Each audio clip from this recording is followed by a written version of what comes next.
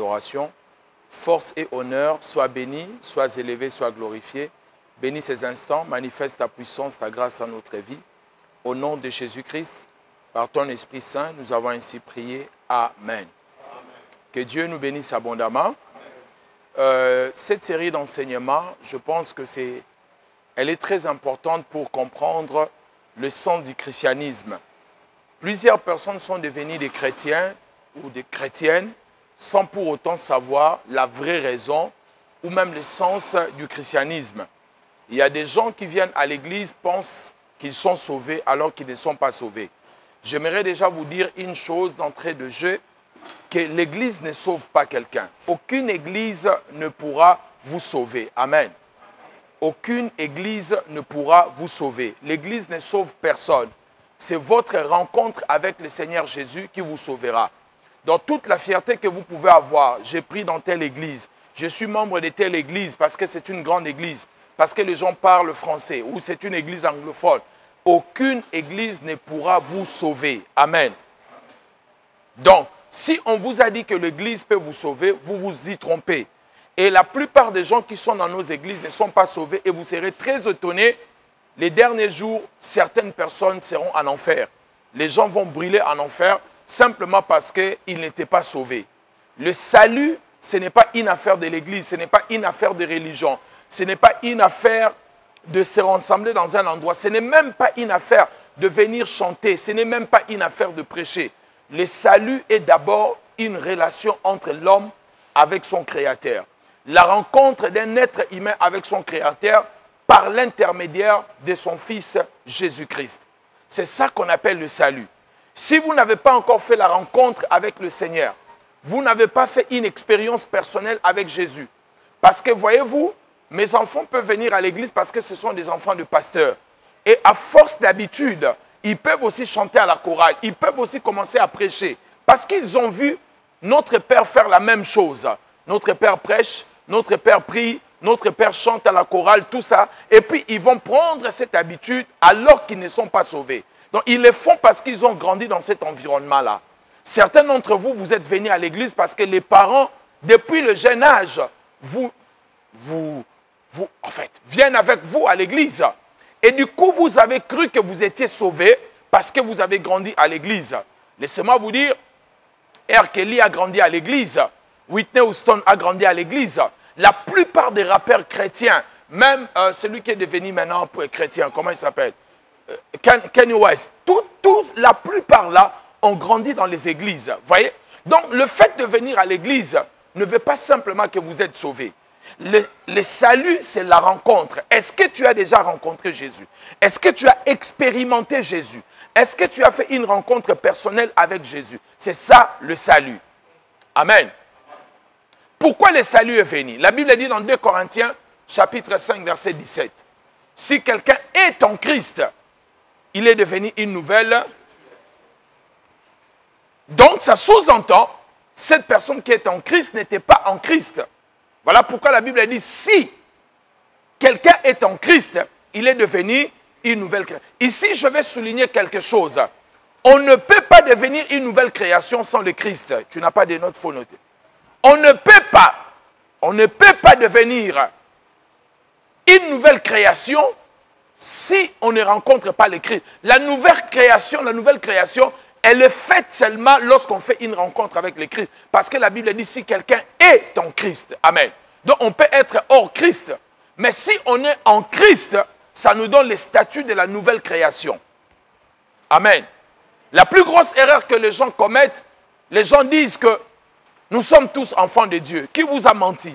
Nous ne sommes pas tous enfants de Dieu. La Bible dit qu'il y a des enfants de malin. Il y a les enfants du diable. Donc nous ne sommes pas tous enfants de Dieu.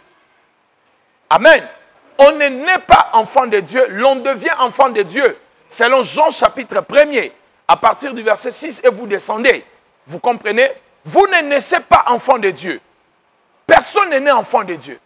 On devient enfant de Dieu en faisant la rencontre avec le Christ. Amen. Mais remarquez, la Bible dit, si quelqu'un est en Christ, il est devenu une nouvelle créature ou une nouvelle création.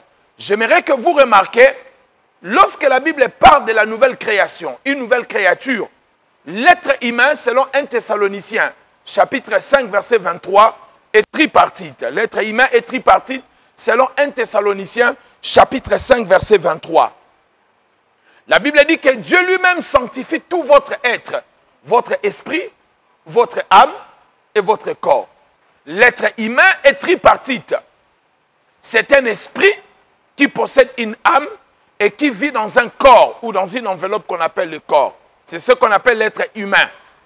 Un être humain n'est pas seulement le corps, un être humain n'est pas seulement l'âme, un être humain n'est pas seulement l'esprit, mais un être humain est une composition d'un esprit, d'une âme et d'un corps. C'est un esprit qui possède une âme qui vit dans un corps. C'est ça l'être humain. Alors, qu'est-ce que c'est l'esprit? Ça, ce sont des questions que vous devez poser. Amen. Et je parie que ce que je vous enseigne, il y a une partie des gens qui sont devenus des pasteurs qui ne connaissent pas ces choses. Je pèse mes mots. Et il y a des chrétiens qui ne maîtrisent pas ces choses. Ce sont des enseignements de base, de fondamentaux de notre Église. Nous les avons enseignés avec toutes les sauces possibles. Donc si vous êtes depuis 5 ans dans cette Église, vous devez connaître cet enseignement. Amen. Voyez? Premièrement, l'esprit est une partie de l'être humain qui vient de Dieu. L'esprit est une partie de l'être humain qui vient de Dieu. Parce que quand Dieu voulait créer l'homme, dans Genèse chapitre 1, verset 26 jusqu'au verset 28, Dieu a dit, créons l'homme à notre image. Donc une partie de l'homme vient de Dieu, selon l'image de Dieu. Et cette partie-là, c'est la partie qu'on appelle la partie spirituelle, votre esprit. Votre esprit ne vient pas de votre maman. Votre maman n'a pas accouché votre esprit.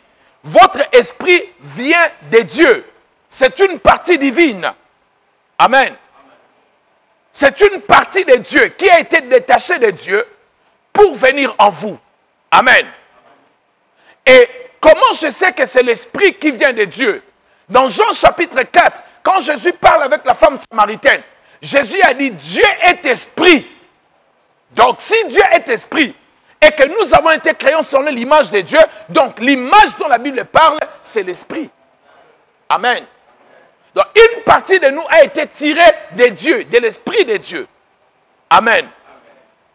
Qui m'a dit amen? Amen. Donc une partie de nous, c'est cette partie spirituelle qui vient de Dieu. C'est cette partie éternelle. Amen. Parce que le mot que Dieu a utilisé en hébreu, c'est bara. Bara, c'est prendre quelque chose. Quand on dit créer, c'est le mot bara. Bara, c'est prendre quelque chose d'invisible qu'on ne voit pas pour créer une autre chose qui est invisible.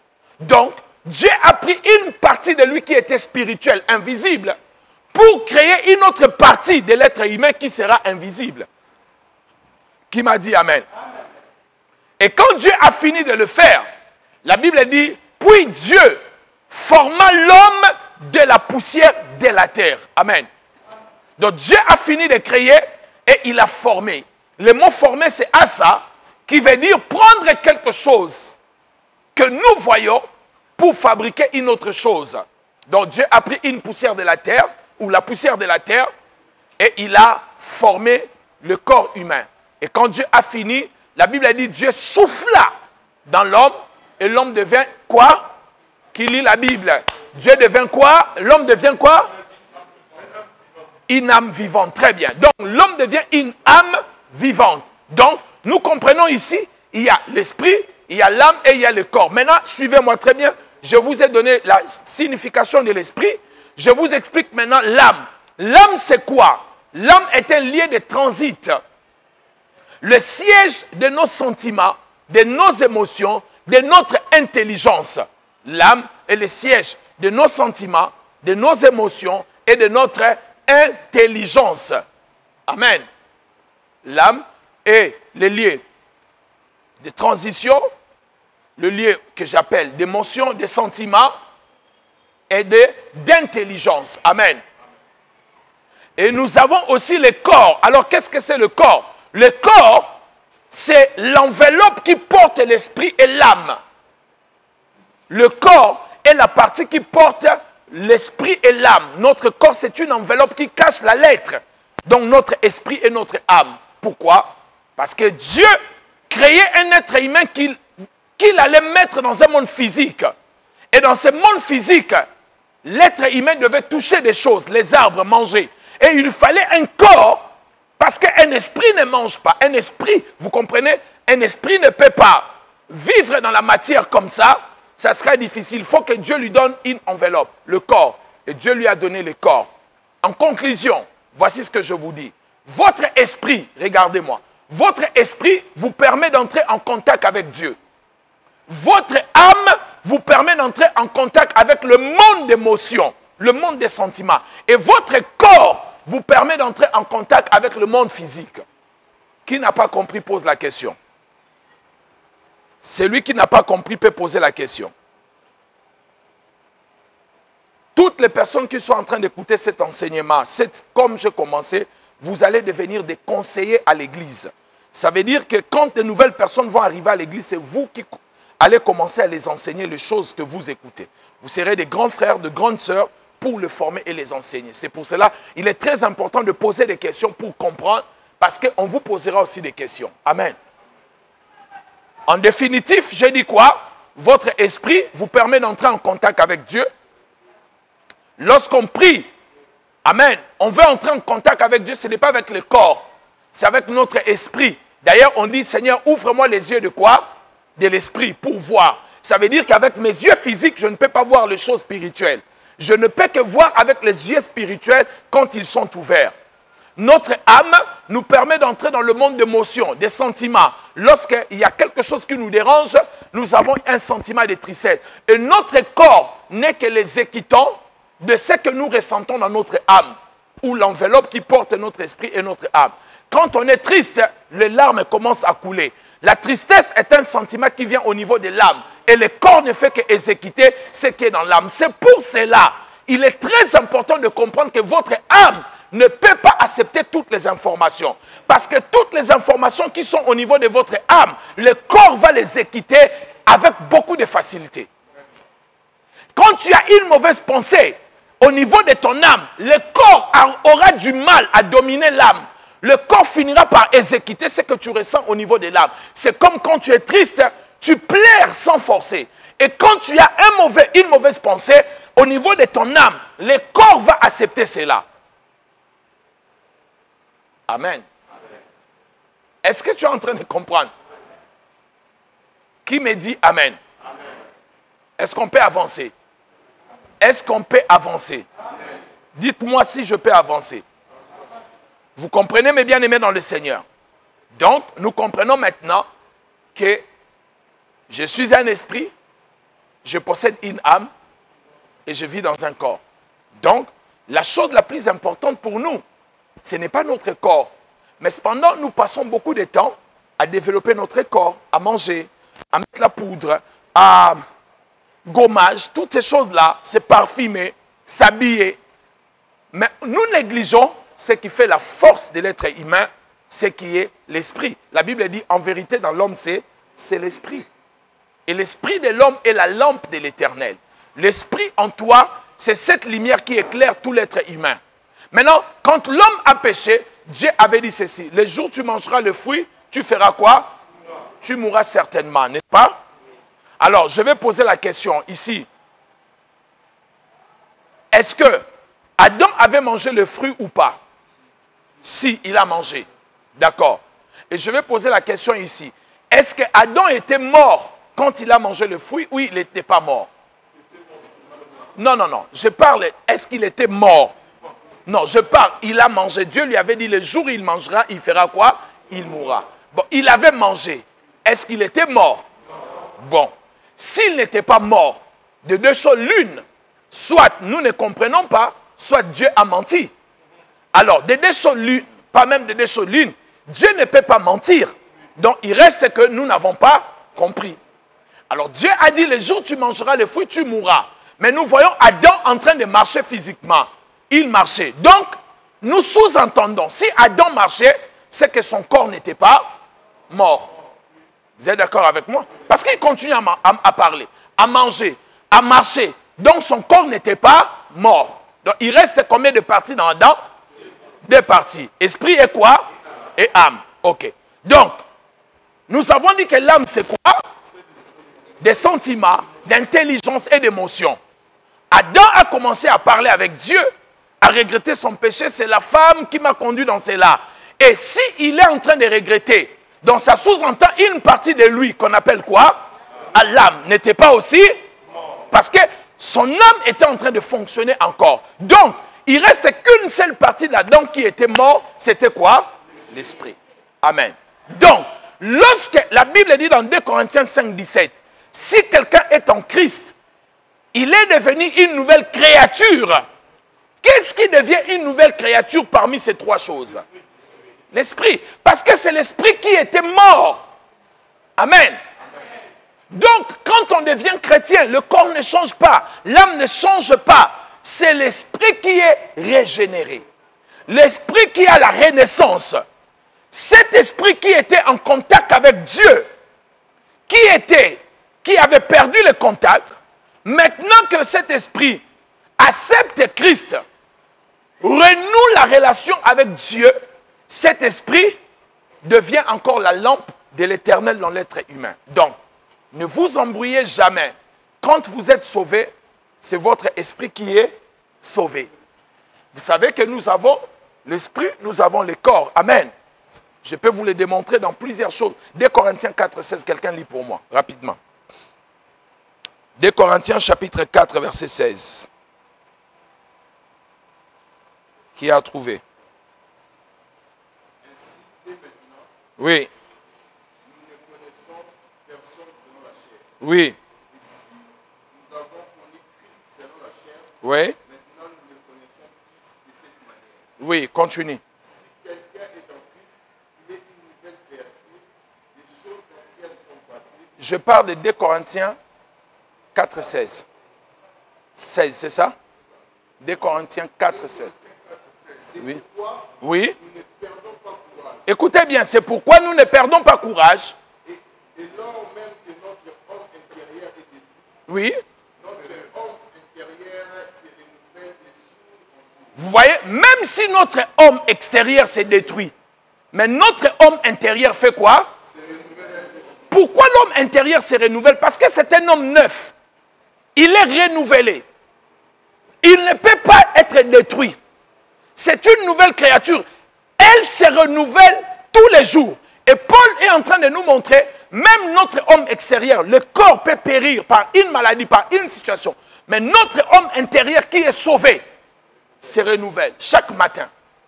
Il se renouvelle cet homme intérieur que nous appelons l'esprit ou l'homme intérieur. Amen. Qui m'a dit Amen? Éphésiens chapitre 4, verset 24.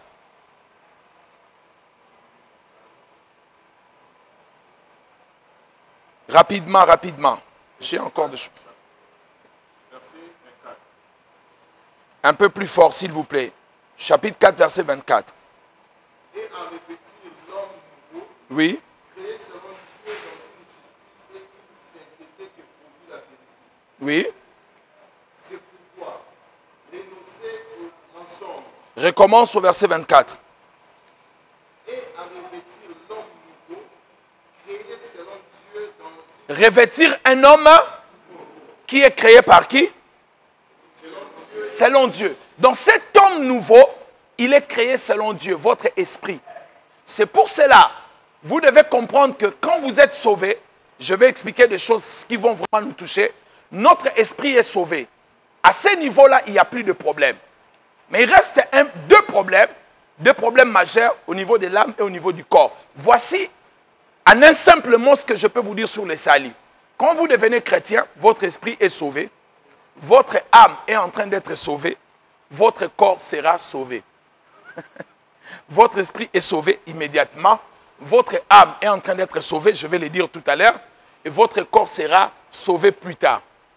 Je vais m'expliquer, vous poserez la question vers la fin. Amen. Maintenant, vous devez savoir, mes bien-aimés dans le Seigneur, après la mort, notre corps reste sur la terre, mais l'esprit et l'âme continuent à vivre. Amen. J'ai dit quoi? Après la mort, notre corps tombe, mais l'esprit et l'âme continuent à faire quoi? À vivre. Amen. Est-ce que quelqu'un est en train de me suivre ici? Suivez-moi parce que je vais te dire deux petites choses qui vont te faire du bien. Amen. Donc, plusieurs chrétiens ne le savent pas. Je vais le dire tout à l'heure, la partie la plus importante dans votre vie, c'est votre esprit. Mais ce que vous devez savoir, qu'après la mort, l'esprit et l'âme continuent la cohabitation. Quand vous mourrez, c'est votre corps qui reste ici sur la terre, dans un cimetière quelconque. Mais votre âme et votre esprit passent dans l'au-delà. Et la Bible nous montre cela dans Luc chapitre 16, verset 23-24. On nous parle de l'histoire de Lazare et l'homme riche. Amen. Luc chapitre 16, verset 23 jusqu'au verset 24. L'histoire de Lazare et de l'homme riche. Alors, comme vous le savez, toutes les paraboles dans la Bible, on n'a jamais cité les noms des gens. Quand dans une parabole, on cite le nom des gens, ça sous-entend que cela était une histoire vraie. Dans la plupart des paraboles de Jésus, vous ne trouverez pas le nom des gens. Il y avait un homme qui avait 2 enfants. Le plus petit a demandé le bien. Et il est parti, il a dilapidé l'argent. Il ne cite pas le nom des gens. Vous voyez? Il y avait une femme qui avait plusieurs drachmes, a perdu l'autre.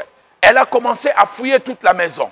Un homme qui avait plusieurs brebis, on essaie. Mais la rare fois où Jésus parle d'une parabole en citant le nom des gens, c'est ici. Donc, les théologiens et les érudits, ce sont des savants chrétiens, ils ont conclu que c'était une histoire vraie. Que Jésus est en train de parler. D'ailleurs, une parabole, c'est prendre une histoire céleste pour représenter cela sur la terre. Pour faire comprendre. Jésus le disait, quand il voulait expliquer le royaume des cieux, il disait, le royaume des cieux est semblable. Donc, il voulait vous expliquer le royaume avec une histoire terrestre. Amen. Est-ce que vous comprenez? Ne soyez pas des chrétiens de sensations. Hein? Oh. Aimez la parole. Quand vous allez connaître la parole, vous savez que dit la Bible? Lorsque vous allez connaître la parole, vous ne serez plus ballottés. J'écrivais tout à l'heure. Certains d'entre vous ici, vous aimez des prophéties. J'aime aussi. Mais attends d'abord les accomplissements des prophéties que tu as là. N'emmagasine pas beaucoup. D'abord, ce que tu as. Est-ce que je peux vous parler? Vous savez, aucun chrétien ne peut mépriser la prophétie. La Bible dit, ne méprise pas. Ne méprisez pas quoi? On ne peut pas mépriser la prophétie. Mais aussi, aucun prophète ne peut nous empêcher de juger une prophétie. La Bible dit que l'un prophétise, que les autres fassent quoi? Examine. Donc, l'examination d'une prophétie est un droit biblique. Vous ne pouvez pas me faire taire. Quelqu'un prophétise pour moi, on dit maté. J'ai le droit d'examiner et la Bible dit de prendre ce que je dois prendre et rejeter. Maintenant, nous sommes dans une nation ou dans une saison, quand un homme de Dieu dit, il faut dire oui et amen. Amen. Oh, dis amen bien. Et puis, vous devez savoir, dans Jean chapitre 4, la femme samaritaine a dit quoi? Elle est partie voir Jésus, elle a dit quoi? Non, quand elle a rencontré Jésus, Jésus lui a dit quoi? Toi, tu avais un homme, tu as connu 5. Les 5 là ne sont pas... D'ailleurs, celui que tu as maintenant n'est pas ton mari. La femme a dit quoi? Elle est partie dire à tous les villages, j'ai rencontré un homme qui m'a... Et vous savez qu'est-ce qui s'est passé? Qu'est-ce qui s'est passé? Tous les villages sont venus voir Jésus. À cause de quoi? Est-ce que Jésus a prophétisé pour ces gens-là? Ils sont venus pour la prophétie, mais aucun d'eux n'a reçu la prophétie. Oui. La femme dit, venez, il y a un prophète qui est en train de dire des choses. Quand ils viennent là, Jésus ne dit rien. Il les a prêchés, ils sont sauvés. Amen. Aimez la parole. Je vous dis aimer. Je vous dis de faire quoi? D'aimer? Aimer la parole. Quand tu aimeras la parole, écoutez-moi bien, toutes les grandes églises du monde ne se développent pas par des prophéties. Citez-moi la plus grande église du monde, le pasteur n'est pas un prophète. En commençant par Yongisho, par Papa Adeboy, par le bishop Poedepo, tous ces gens-là ne sont pas des prophètes, ne sont pas dans les spectacles. Ils enseignent les gens à l'église. L'enseignement Laissez-moi vous dire, l'enseignement te fait grandir. La prophétie te donne l'avertissement. Et pour que l'avertissement puisse entrer dans ton cœur, il faut que tu sois un homme qui a grandi, qui a la connaissance, peut comprendre l'avertissement. Amen. Et quand la prophétie vient comme avertissement, sans pour autant avoir la connaissance, l'avertissement ne sera rien pour toi. C'est comme tu dis à un enfant, ne touche pas le feu, tu l'avertis par la prophétie. Mais comme il n'a pas été enseigné que le feu peut le tuer, il va toucher. Amen. Amen. Non, il faut que tu me donnes un amen. Amen. Alléluia. Quelqu'un me dit amen. Amen. Ah, c'est ça. Voilà. Revenons sur ce que j'étais en train de dire. Après la mort, l'esprit et l'âme continuent à cohabiter. Amen. Donc, dans cette histoire, nous sommes d'accord que cela était une réalité, une histoire vraie, que Jésus est en train de parler, d'expliquer. Il est en train de montrer ce qui s'était passé. Et qu'est-ce qui s'était passé? Un homme qui s'appelait Lazare, il est mort, il était pauvre, il est parti dans l'au-delà. En arrivant là-bas, son boss aussi va mourir après. Et il va aussi dans l'au-delà. Mais quand ils arrivent là-bas, remarquez, ils ont été enterrés. N'est-ce pas? Donc ça sous-entend que leur corps était resté sur la terre. Mais quand ils sont arrivés là-bas, la Bible dit qu'ils parlaient. Et on le voyait. Comment on le voyait? Amen. Comment on le voyait? Ça veut dire que leur esprit continuait à vivre. Et deuxièmement, vous devez savoir que l'âme est le siège des sentiments, d'émotions, d'intelligence. Mais quand on lit ces textes, nous voyons que cet homme avait des souvenirs. Le premier souvenir que cet homme avait, il s'est rappelé de Lazare. Il a dit, Père Abraham, dis à Lazare. Je ne sais pas s'il avait la confusion, il croyait qu'il était encore sur la terre. Et il demande à Lazare. Dis à Lazare, il envoie Lazare. Amen. Donc, la première des choses, quand vous allez mourir, vous aurez encore vos souvenirs dans l'au-delà. Mais ce n'est pas moi qui le dis, c'est la Bible. Il se souvient. Amen. Dis Amen. Amen. Deuxième des choses, il a des sentiments pour ses frères. Il dit, Père, permets que je rentre. J'ai laissé 5 frères là-bas. Il ne faut pas qu'ils viennent dans ces lieux. Donc, son âme était en train de fonctionner. Oh, quand je vais mourir, même si je vais en enfer, je ne vais pas ressentir, je suis déjà mort. Tu vas ressentir ça. Et là-bas, il n'y aura pas de prostituées, il n'y aura pas la musique de rock. Tu iras vraiment en train de brûler sérieusement. Amen. Oh, tu ne me dis pas Amen. Tu ne me dis pas Amen. Bon, laissez-moi avancer comme tu ne veux pas me dire Amen. C'est ton problème. Amen. Donc, comprenez que la nouvelle naissance est d'abord une affaire spirituelle. Jean chapitre 3, verset 6, qui a trouvé et qui lit pour moi. Jean chapitre 3, verset 6, Ézéchiel 36, verset 26. Jean chapitre 3, verset 6, Ézéchiel chapitre 36, verset 26. C'est lui qui a trouvé, lit pour moi rapidement.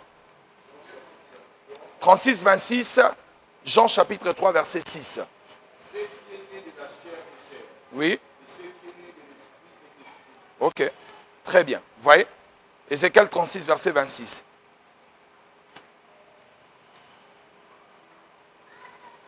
Rapidement, rapidement. Rapidement. 36, verset 26. Oui. Vous voyez? Je vous donnerai un cœur nouveau et je mettrai en vous quoi? Vous voyez, la nouvelle naissance, Dieu nous donne un cœur nouveau, un esprit nouveau.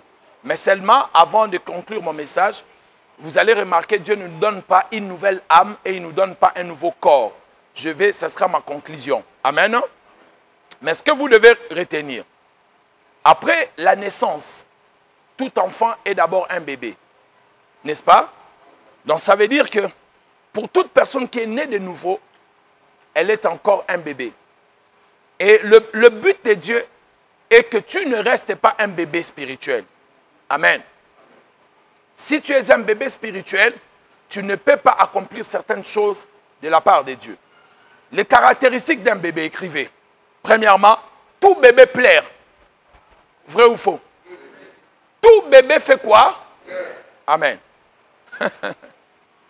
Surtout quand ils viennent de naître. Toute la nuit, vous n'allez pas dormir. Si tu veux savoir que tu es un bébé, tu pleures pour tout et pour rien à l'église. On m'a insulté, on m'a regardé, je ne veux plus venir à l'église, je ne veux plus chanter, je quitte la chorale. Tu es un bébé spirituel. C'est tout. Il n'y a pas autre chose. Donc, tout problème, ça veut dire que tu es tellement sensible à des choses. Donc, même une petite chose, ça te touche. Et vraiment, mais tu es un bébé. Alléluia. Le bébé pleure tout le temps. Si tu as l'habitude de pleurer tout le temps à l'église, face aux problèmes de la vie, tu ne sais pas les affronter, tu ne sais pas comment prier, tu ne sais pas comment tenir dans la foi, tu es un bébé spirituel. La vie n'est facile pour personne. Vous croyez que la vie est facile pour moi? Pour le président Félix, l'élection c'est l'année prochaine. On ne sait pas si on doit pousser, prolonger ou pas. Tout le monde a ses problèmes. Même Chinarambola. Tout le monde, frères et sœurs, la vie n'est facile pour personne. Mais quand on devient chrétien, on devient de nouveau-nés, mais ne restons pas là. Développons cela pour que nous devenions meilleurs. Amen. Qui m'a dit amen? Deuxième des choses, toujours dans le même ordre d'idées, les petites choses offensent toujours des bébés. Des petites choses offensent des bébés. Amen. Parce qu'il y a des choses, des fois on peut nous les dire, on va comprendre, mais pas un bébé. Amen. Est-ce que tu es offensé par des petites choses? Ça fait des années, 5 ans, 10 ans, tu es chrétien. Mais des petites choses t'offensent. Oh, on m'a regardé. Toi aussi, regarde-les. Oh. On ne m'aime pas dans cette église. Est-ce que toi-même, tu as déjà donné l'amour? Hein? Parce que tout ce que tu veux recevoir, il faut donner et puis tu vas recevoir. Tu sèmes, tu vas récolter. Tu n'as pas sémé. On ne m'aime pas dans cette église. Mais donne d'abord l'amour. Troisièmement, les disputes pour des choses et le positionnement. Je vois avec mes enfants, quand ils rentrent de l'école, ils se battent pour la télécommande. Ah, papa, c'est moi qui avais pris la télécommande. Ah, c'est moi qui avais pris la télécommande. Ils se battent pour des choses comme ça. Vous vous battez pour des positionnements à l'église. Comme on a une croisade, tout le monde veut modérer. Quand c'est un culte, il y aura 50 personnes. Oh, ah, frère Maquet, c'est toi, tu peux modérer. Si c'est une campagne, il y a 1000 personnes. Ah, il faut comme ça, il faut. Tu es un bébé spirituel. La grandeur, c'est dire que je laisse l'autre travailler. Amen. Tu te diminues et Dieu va t'élever. Amen. Est-ce que je parle à quelqu'un? Troisièmement, quatrième, l'une des choses qu'un bébé spirituel ne fait pas, un bébé naturel, c'est qu'il ne se contrôle pas pour faire de bêtises. Beaucoup vont farater. Je voulais te faire rire un peu parce que tu fermes tellement ton visage là. Vous allez, et puis il va faire caca. Amen. Mais quand vous prenez un adulte, même si vous êtes là, il va entrer, il fait ce qu'il va faire, il va se parfumer et il va sortir. Vous ne saurez même pas qu'il a fait quelque chose. Alors, quand quelqu'un est à l'église, ses bêtises sont trop visibles. Ça veut dire que c'est quelqu'un qui est un bébé. Parce qu'il y a des choses, quand on commence à grandir, on dit ça, je ne peux plus le faire devant les gens. Tel comportement, je ne peux plus l'afficher devant les gens. Vous comprenez? Parce que je sais que mon comportement peut blesser les gens, peut déranger les gens. Donc, si même je peux...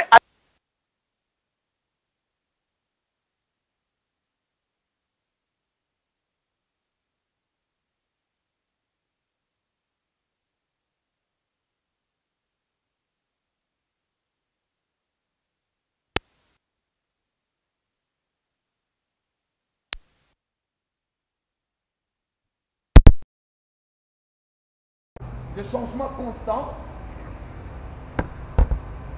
d'attitude. Ça, c'est quelque chose que nous voyons aussi chez les bébés spirituels. C'est quelque chose que nous voyons aussi chez les bébés spirituels. Amen. Amen. Quelqu'un me dit amen bien. Amen. Un amen plus fort que ça. Est-ce que je peux entendre ton amen? Amen. Gloire au Seigneur. Amen, amen. Comprenez mes bien-aimés dans le Seigneur.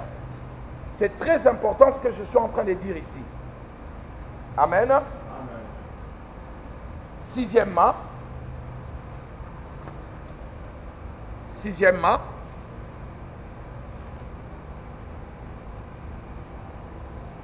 vous savez ce que les bébés font?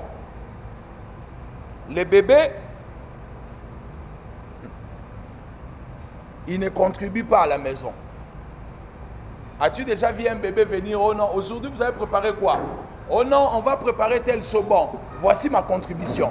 Quand tu ne contribues pas à l'église, ton apport, il n'y a pas un apport sur ta personne, c'est que tu es un bébé spirituel. Quand quelqu'un naît de nouveau, grandit dans l'église, il a envie de faire quelque chose à l'église. Il ne va pas croiser les bras. Il va trouver quelque chose. Laissez-moi même faire les toilettes. Laissez-moi même balayer. Laissez-moi faire telle chose. Quand tu ne contribues pas dans la maison de l'Éternel, tu n'es qu'un bébé spirituel. Amen. Est-ce que quelqu'un est en train de m'écouter? Alors toi-même commence à regarder si tu es bébé ou tu commences déjà à grandir. La maison de ton père, tu ne fais que manger. Tu manges. Les bébés sont comme ça. Manger, laisser la poubelle partout. Mais pour contribuer, zéro. Ce sont des gens qui viennent à l'église. Tous les problèmes, ils créent des problèmes, mais ils ne contribuent à rien. C'est un bébé. Dernier point. Ce sont des gens égoïstes de bébés. Des bébés aiment leur jouer. Un jour, quand Zoé était petit, j'ai dit à Zoé, fais la prière, on va dormir. Il pouvait avoir 3 ans à l'époque. Vous savez comment Zoé a prié? Seigneur, au nom de Jésus, garde mes jouets. Amen. Il a demandé à Dieu de garder ses jouets. Donc, pour lui, tout ce qui l'intéresse, c'est que Dieu veille sur ses jouets. Donc, le reste, c'est même pour trouver l'argent pour acheter des jouets. Ce n'est pas son problème. Garde mes jouets. Un bébé spirituel, c'est quelqu'un qui aime des choses, des jouets. Il aime trop jouer à l'église. Quand les choses sérieuses commencent comme là, on vous dit venez, ils ne viennent pas. S'il y aura un match de football à l'église, il sera là. Il y aura un concours de break, il vient maintenant danser. Il veut nous montrer, il sait danser. Donc, ça veut dire que quand on dit des choses sérieuses, ce n'est pas son problème. Ce n'est pas son problème. C'est un bébé spirituel. Amen. Est-ce que je parle à quelqu'un? Je vis à la jeunesse. Je vous ai vu depuis l'Europe. Comment vous étiez là? Mais vous êtes où maintenant pour venir être formé? Mais quand on vient là, oh, yo, vous êtes tous là pour yoper. Dieu est en train de vous voir. Amen. La dernière des choses, quand on grandit, on commence à laisser, à négliger tout ce qui est spectacle. On commence à chercher à se construire. Amen. Vous comprenez? Quand on commence à grandir, tous les spectacles, ça commence, ça ne te dit plus rien. Amen. On commence vraiment à vouloir être construit et bâti. Et aujourd'hui, on a beaucoup de spectacles, beaucoup de théâtre à l'église. Et on n'a même plus peur. Et j'écrivais ça ce matin sur ma publication. Comment tu peux être un homme de Dieu, aller louer quelqu'un? Tu loues quelqu'un, tu lui donnes l'argent, tu dis viens, on va faire un faux miracle à l'église. Comment comment tu peux arriver là? Ça, c'est quelque chose, vous qui êtes ici, dans si vous osez de le faire un jour dans votre ministère, tu n'as même pas peur. Tu vas prendre quelqu'un, tu loues quelqu'un qui est un judoka et tu lui dis viens, tu vas faire le paralytique, tu vas faire un aveugle. Et si les gars devenaient aveugles devant la chair là, vous allez faire quoi? Il était venu, il voyait bien, il devient aveugle. Hein? Mais c'est comme si on blague avec. J'ai l'impression que les gens pensent que Dieu n'existe pas. Même nous qui prêchons. J'ai l'impression vraiment, les gens ne pensent pas à l'éternité. Vous comprenez? Ça, c'est vraiment l'impression que j'ai de fois. L'autre fois, on a osé de prendre un mort. On vient avec un mort à l'église. On a loué un mort. Vous voyez comme Dieu n'aime pas. Dieu les a mis au spectacle. Dieu n'aime pas ces choses. Ne rigolez pas, je suis sérieux. L'autre avait un ministère ici à Lemba. Une grande église. Aujourd'hui, il vit à l'église. Le ministère a séché. trop de faux miracles. Il vient avec quelqu'un qu'on a déjà donné, comment on appelle ça? La piqûre de quoi? Lorsqu'on va opérer, anesthésie. On anesthésie la personne et la personne vient à la veiller. À quelle heure? À 1 heure. Le Seigneur m'a dit qu'il va ressusciter avant que la veille se termine. Vous soulevez la main de la personne, ça tombe. Le pied, ça tombe. Or, la personne est sous l'anesthésie. On sait qu'après 4 heures, l'anesthésie va finir. Et puis, à un moment, la personne va se réveiller. Et il est ressuscité. Les pauvres mamans qui vendent dans des marchés vont prendre leurs offrandes, leur argent, vont donner en croyant vraiment que Dieu est en train de faire un miracle. Et vous pensez que Dieu va vous laisser comme ça. Arrêtez de blaguer avec Dieu. Vous qui êtes appelés au ministère, si ça ne marche pas, va faire le commerce. Moi-même, ton pasteur, je t'autorise. Si ça ne marche pas, combine ton ministère avec quoi? Le commerce. Quand tu ne peux pas voyager, va acheter ta marchandise. Laisse ton pasteur assistant prêcher. Si Dieu se fâche contre toi, tu diras, ce n'est pas moi, c'est ton serviteur qui m'avait. Mais n'entre jamais dans des choses comme ça. Ne le faites pas. Ne le faites pas. Amen. Ne le faites pas. N'allez pas chercher quelqu'un. Vous savez, lorsque vous faites ce genre de choses, vous gagnez la foule, mais vous perdez cette âme-là pour toujours. Parce qu'elle ne va plus se convertir. Elle va dire les choses des pasteurs. Oh, moi-même, je fais avec eux. Ils viennent là, ils me donnent l'argent. Non, cette personne-là, vous fermez la porte du paradis pour cette personne-là. Amen. Est-ce que je parle à quelqu'un? Je voulais dire quelque chose, mais comme c'est enregistré, je ne peux pas le dire. Je préfère encore un homme de Dieu qui tombe dans le péché sexuel et qui se relève qu'un homme qui vient faire de faux miracles à l'église. Parce que le problème, le péché sexuel, il est fait contre lui-même. C'est son corps. Il va se sanctifier, Dieu va le relever. Mais ça entraîne l'église, ça laisse un esprit à l'église et ça détruit l'église. Ça détruit la vie des gens. Qui m'a dit amen? Est-ce que ça entre? Que ça ne sorte pas, que ça reste à l'intérieur.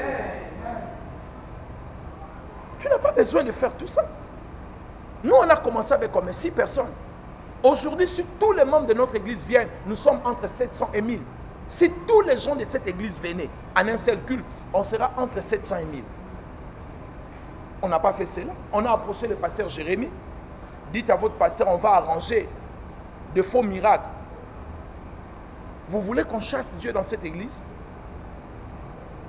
L'église est la colonne de la vérité. Tout mensonge détruira l'église. Amen. Oh, tu ne me dis pas amen. Amen. Si tu ne me dis pas amen, c'est ton problème. Moi, j'avance. Amen. Je clôture mon message en vous disant ceci. La chose la plus importante dans votre vie, c'est votre esprit. Ce n'est pas votre corps. Ne perdez pas votre temps à développer votre corps et à négliger votre esprit. Je ne dis pas qu'il ne faut pas acheter la poudre, il ne faut pas acheter le parfum, il ne faut pas être beau ou belle. Mais je suis en train de dire, la chose la plus importante dans votre vie, c'est votre esprit et donnez plus de valeur à votre esprit. Amen. Ainsi, vous allez comprendre. Nous avons 3 parties, n'est-ce pas? Nous avons un quoi? L'esprit. Après, voilà. Toutes ces 3 parties sont nourries pour se développer. La première partie, c'est l'esprit. Pour développer l'esprit, non, je vais finir avec l'esprit. Pour développer un corps, il faut manger. Amen. Il faut manger. Qu'est-ce que tu dois manger? Les choses de la terre. Parce que le corps vient d'où? De la terre. Vous voyez? C'est pour cela qu'on vous dit à un moment, votre corps manque de fer, manque de magnésium. Parce que le corps a été tiré de la terre.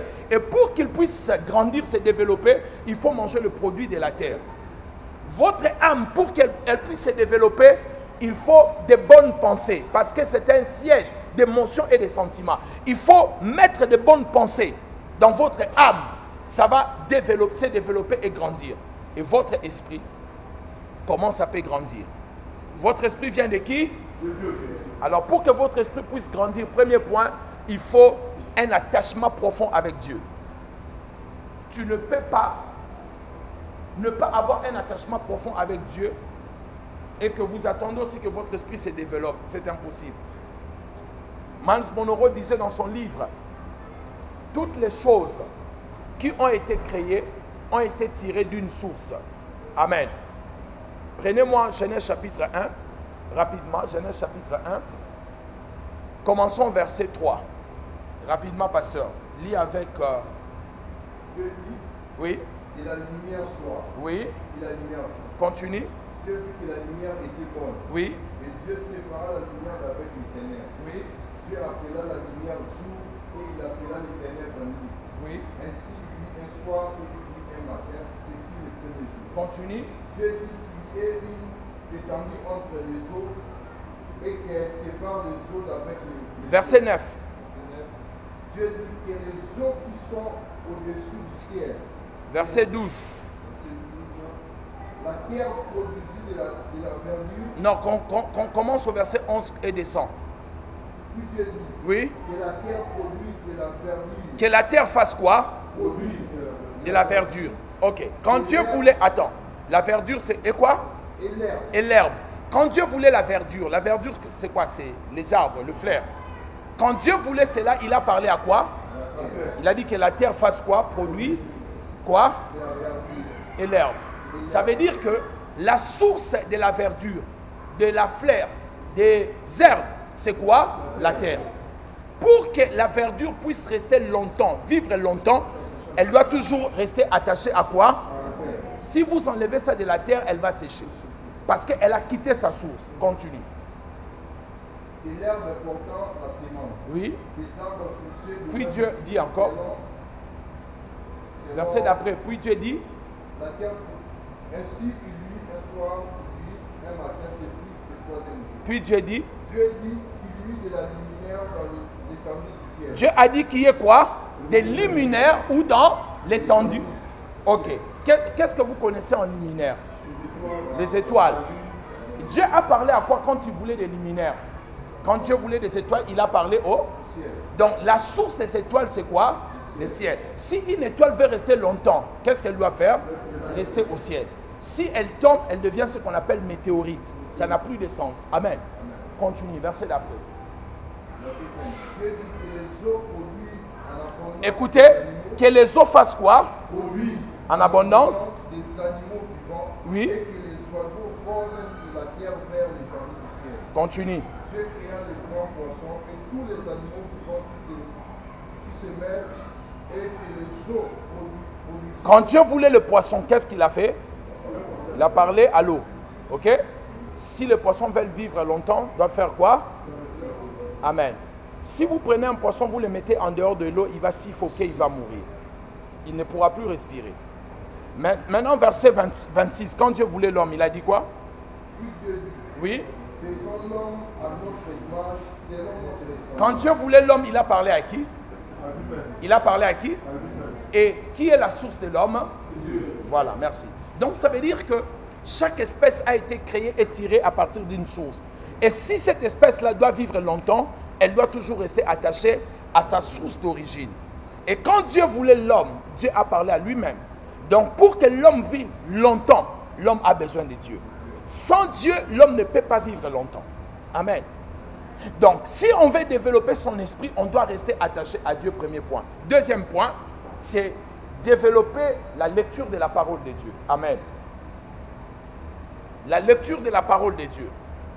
Je ne vais pas vous mettre en porte-à-faux, mais beaucoup d'entre vous ici, vous n'avez pas lu la parole de Dieu ce matin. Mais je ne vais pas vous mettre en porte-à-faux pour demander na attendre la Bible. Beaucoup, vous n'avez pas lu. Il faut lire la parole de Dieu dès la matinée. Amen. Même 2 versets, même un seul. Il faut lire avant de commencer ta journée. Amen. Pourquoi il faut lire? Parce que dans Josué 1:8, la Bible dit que c'est le livre de la loi. Médite-le. Enfin, tu auras le succès. Amen. Donc le succès, le développement, c'est la lecture de la parole. Qui m'a dit Amen? Amen. Je n'ai pas entendu dire Amen. Amen. Le développement de la parole, on va finir. Amen. 1 Pierre chapitre 2 verset 2. Qui lit pour moi? Très rapidement, je vais finir dans 5 minutes.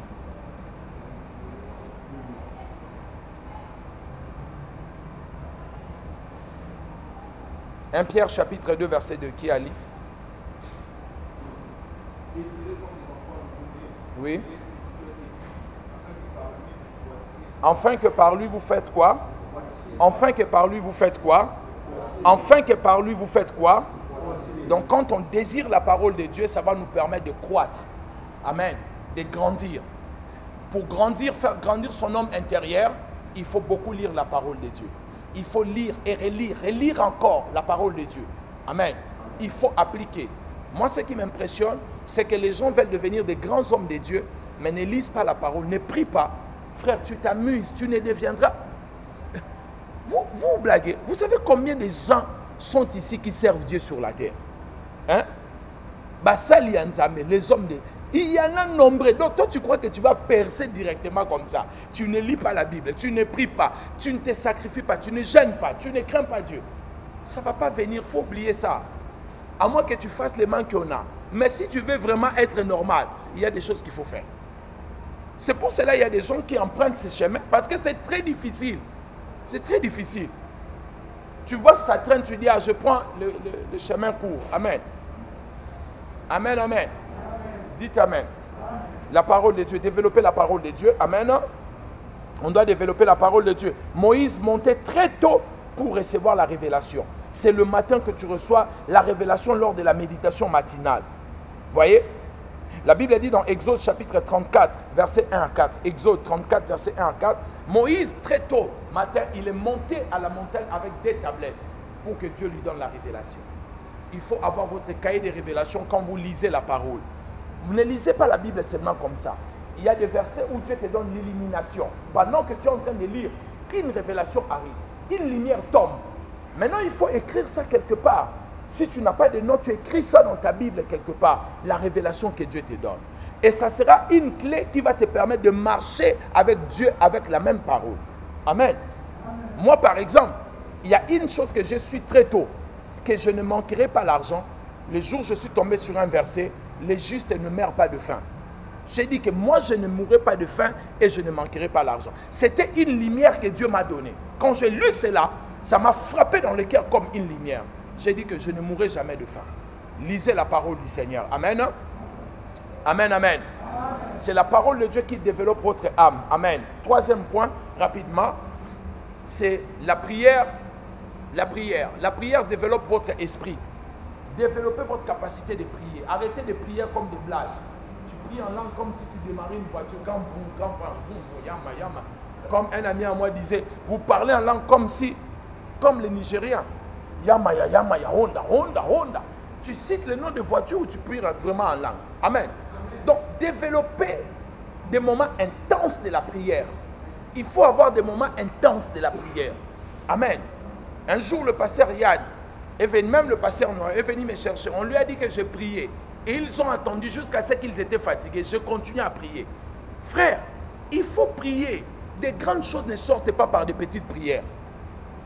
Jésus a dit, cette sorte de démons ne sortent que par... Il y a des sortes de problèmes, ça ne sort que par des jeûnes et prières. Tu peux prier comme tu veux, mais il y a des problèmes et des sortes de problèmes. Jésus a dit, ce genre de problèmes-là, si tu ne gênes pas et tu ne pries pas, ça ne va pas arriver. Amen. Dis amen bien. Amen. Écoutez bien. Je viens d'entendre une histoire, de lire une histoire. Une fille, écoutez bien, cette fille s'est mariée, elle n'avait pas d'enfant. Elle a tout fait, elle n'avait pas d'enfant.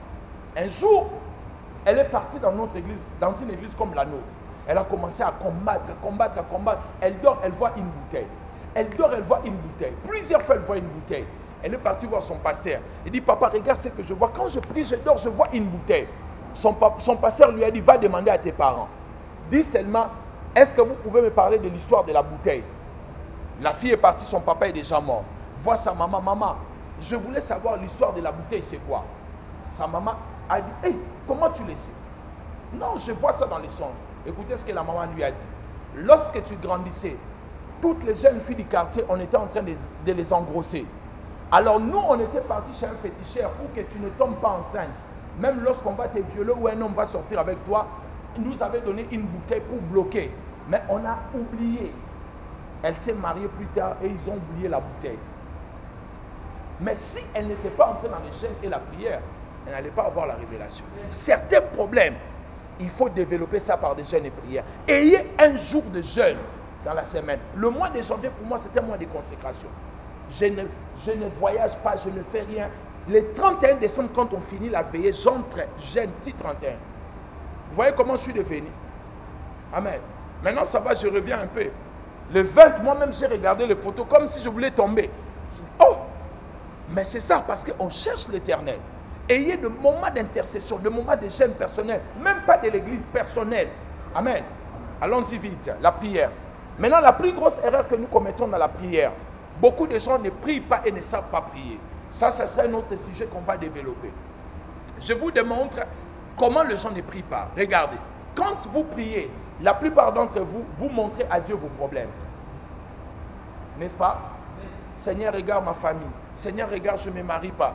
Seigneur, regarde, je n'ai pas d'enfant. Ça, tu montres à Dieu un problème qu'il connaît. La prière, ce n'est pas montrer à Dieu seulement le problème, mais la prière, c'est de demander à Dieu de résoudre tes problèmes. La plupart des fois, on ne dit pas à Dieu de venir résoudre le problème. On montre à Dieu nos problèmes.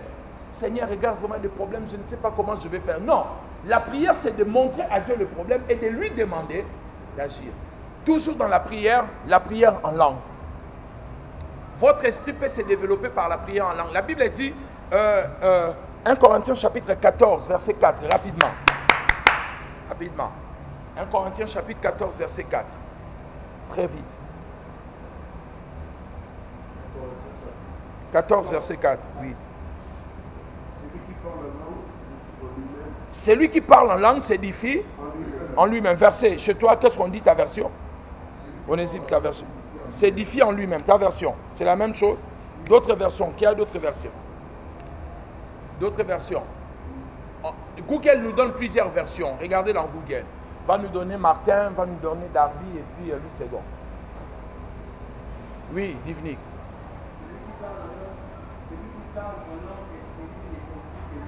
Celui qui parle en langue inconnue, c'est construit ou ne construit que lui-même. Donc la prière en langue, ça te donne la construction de ton homme intérieur. Vous voyez? Quand tu pries en langue, tu es en train de construire, tu es en train de bâtir, tu es en train de déposer des énergies en toi. Je vous donne quelque chose. Allez faire tous les jours une prière d'1 heure en langue et faites-le pendant 3-4 mois. Tu verras comment ta vie spirituelle va devenir. Allez faire ça et toi-même tu reviendras. Chaque jour, prie au moins 1 heure en langue. Ne dis pas autre chose. Prie seulement en langue. Parce que la Bible dit tu t'es construit. Tu t'édifies. Tu t'es bâti. Amen. Toi-même. Amen, amen. Amen.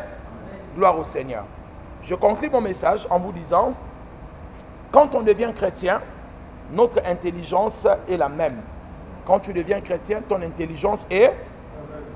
Vous êtes sauvé, mais votre intelligence est toujours la même. C'est pour cela, on voit des gens devenir chrétiens, mais penser toujours de la même manière. Parce que l'intelligence ne change pas parce que tu es devenu chrétien. C'est ton devoir, ta responsabilité de renouveler ton intelligence. Romains 12, versets 1 à 2. La Bible dit, renouvelez votre intelligence. La Bible n'a pas dit, Dieu va le faire. Qui doit le faire? Vous-même. Toi-même, tu dois renouveler ton intelligence. Avec quoi? La parole de Dieu. Amen. Avec des livres, avec des prédications, des enseignements. Il faut écouter des choses qui vont te construire. N'allez pas écouter des choses, la femme ne doit pas prêcher alors toi tu es appelé à prêcher. Il ne faut pas aller écouter les 7 choses, je ne sais pas de quoi. Ça va. Non. Écoute des choses qui vont t'aider à devenir meilleur. Amen. Est-ce que je parle à quelqu'un? Très bien. Notre intelligence ne change pas, c'est notre responsabilité de la renouveler à travers la parole de Dieu. Amen. Une dernière des choses, quand on devient chrétien, notre corps est toujours le même. Amen. C'est pour cela le grand Paul se plaignait. Paul était en train de se plaindre dans Romains chapitre 7 verset 18. Il se plaignait pour sa chair. Qu'est-ce qu'il dit dans Romains 7 18? Il dit quoi? Il dit quoi? Romains chapitre 7 verset 18. Je finis. Romains 7 18. Il dit quoi? Ce qui est bon. Lis un peu fort, pasteur. Ce qui est bon, je le sais. Ce qui est bon, je le sais. N'habite pas en moi. C'est-à-dire où? Dans ma chair. Amen. Donc Paul est en train de nous montrer que sa chair n'était pas sauvée. C'est le grand. Il a écrit la moitié du Nouveau Testament. Il a eu des révélations. Il est allé jusqu'au 3e siècle. Il a entendu des choses au paradis. On lui a dit ça, ne dit pas aux hommes. Paul. Mais écoutez ce qu'il dit. Il dit, ce qui est bien habite en moi, mais ce n'est pas dans ma chair. Et quand vous lisez là-bas, il crie, il dit, misérable que je suis, qui va me délivrer de ce corps? Donc il était né de nouveau. Il écrit ça aux chrétiens de Rome. Cette lettre n'est pas écrite aux païens. C'est l'église de Rome. Quand vous lisez les épîtres, il faut savoir distinguer. Quand on écrit à l'église, on écrit aux païens. Ici, c'est une église de Rome. Mais on leur dit qu'il y a un problème au niveau de la chair. Frère, ne jouez pas avec la chair. Même moi, même vous tous ici. Quand vous voyez des pasteurs, moi je ne suis pas tenté, c'est un escroc, menteur. Et l'oka kito, c'est l'oka kito. Moi ça kito, moi si ya. Et l'amba kito, c'est ya. Pourquoi prenez l'amba kito? Pourquoi ça kito? Tout ce qui est bien au Kolula, c'est pour cela que la Bible nous interdit la convoitise. Frère, vous vous blaguez. Une chose qui est bien au Kolula, maintenant après Kolula, il faut ça nini, au Bunda, au Koma Kunate. Vous blaguez. Frère, Paul est en train de le dire, ce qui est bien est à moi, mais pas dans ma chair. Misérable que je suis. Alléluia. Un jour, j'ai entendu le pasteur de Philadelphie. Il était en train de prêcher. Une fille est entrée dans son bureau, lui a dit, moi je t'aime. Je vais te faire des choses que ta femme ne te fait pas. Le pasteur lui-même a dit, pendant quelques secondes, je commençais à imaginer qu'est-ce que ma femme ne m'a jamais fait, que cette fille va me faire. Le temps de se ressaisir, mais c'est bêtier non à moutou. Frère, Loba, Dieu donne-nous la force. Ah, tu ne me dis pas amen. Tu ne me dis pas amen, c'est ton problème. Alléluia. Ne jouez pas, frère. Que dit la Bible à propos de l'impudicité? De faire quoi? On n'écrit pas aux païens, on écrit à l'église de Corinthe. De faire quoi? Quand tu veux chasser ça au nom de Jésus, recule, lâche-moi. Tu verras ce que tu verras, frère. Amen. Quelqu'un me dit amen bien. Et puis le monde a des plaisirs. Hein? La Bible dit de ne pas aimer le plaisir du monde. C'est que le monde a des plaisirs. Si tu n'es pas discipliné, allez seulement au coin là, tu vas comprendre que le monde a des plaisirs. Tu vois quelqu'un en train de prendre la bière et puis il regarde le verre.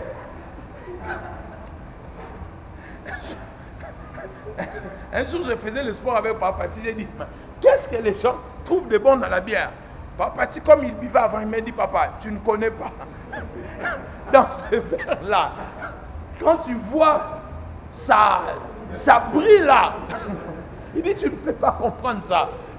Alléluia. Ne jouez pas, frère. Donc, vous voyez vraiment, quelqu'un est assis là. À l'époque, il y avait une publicité, quelqu'un qui disait, je ne sais pas, Malofo, mais le gars lui-même, il est en train d'adorer la bière. Donc, il regarde la bière, il dit non. Amen. Laisse, frère. Ne jouez pas. Ce que je vous dis là, frère, ne jouez pas. La chair que vous voyez là peut te faire des choses que tu ne peux pas imaginer. Je voulais vous faire rire, mais comme j'enregistre ça, c'est pas bien. Un pasteur à Bruxelles prêche. Et après la prédication, il dit à sa copine, tu sais que quand je prêchais, je portais ta culotte, ton sous-vêtement quand je prêchais. Le monde, donc on lui a fait des choses. Donc le gars, bon, dit Seigneur, sauve-moi seulement. Alléluia. Donc Paul dit, les biens que je veux, c'est à moi, mais ça ne se trouve pas dans ma chair. Il est en train de lutter, il dit, misérable que je suis moi, qui va me délivrer de cette chair? Et dans 1 Corinthiens 9, 27, écoutez sa conclusion, il dit quoi? Je traite comment? Durement mon corps. Il a dit, il est traité comment? Parce que lui-même, il a vu ce que cette chair-là voulait faire. Il dit, cette chair-là, si je la laisse comme ça, il va me faire des choses que je ne vais pas comprendre. Et qu'est-ce qu'il a dit? Je vais faire quoi? Je traite mon corps comment? Il est en train de le traiter durement. Il lui dit, non, toi, reste là. Il dit de rester là, ne bouge pas. Il le traite durement et il ajoute, je le tiens comment? Assujetti. Donc, nazo kodonu wa likolo na ye. Nazo matele pour na abimate. Alléluia. Quand tu deviens chrétien, ta chair elle n'est pas morte. Tes sens, le mot là, en grec on appelle sax, tes sens ne sont pas morts. Tu verras de bonnes choses, tu vas aussi apprécier. Mais quand tu arrives pour toucher, tu baisses seulement le doigt, tu dis, ah, aussi papa, merci. Amen. Dis amen. Amen. Tu ne me dis pas amen. Amen. Alléluia. C'est tellement important ce que je vous dis. Mais il faut travailler ta chair. Il faut se battre avec ta chair. Parce que le problème, c'est toi. Bon, on s'arrête là. Que Dieu vous bénisse. Moi, avec les micros là, sinon je ne vais pas finir. Que Dieu vous bénisse. On acclame le Seigneur. On acclame le Seigneur.